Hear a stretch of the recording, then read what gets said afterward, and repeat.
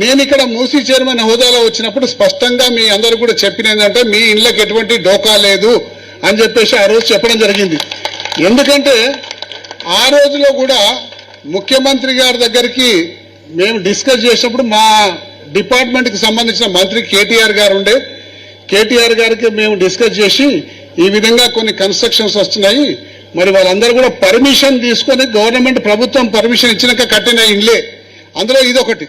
మీరు government permission ఇచ్చింది మీకు అందరూ కూడా స్పష్టంగా ఆ రోజుల్లో పర్మిషన్ తీసుకున్న ఇండ్లు కాబట్టి ఎవరికి ఎటువంటి డిస్టర్బ్ లేకుండా మూసీ నదిని అభివృద్ధి చేయాలని చెప్పేసి ఒక ఆలోచనతోటి అప్పటి ముఖ్యమంత్రి గారు మనం ఈ నిర్ణయం తీసుకోవడం జరిగింది.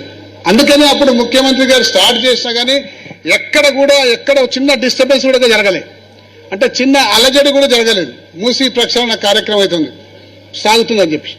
కానీ ఈ మధ్య కాలంలో ఇక్కడ బ్యాక్ సైడ్ ఒక 62 ఎకరాలు ప్రభుత్వ రెవెన్యూ ల్యాండ్ ఉంది. దీని బ్యాక్ సైడ్ ఈ 62 ఎకరాల రెవెన్యూ ల్యాండ్లో కొన్ని మసీదు, ఒక గోశాల అండ్ దర్గా అట్లాంటి చిన్న ఎంకరేజ్మెంట్స్ ఉన్నాయి.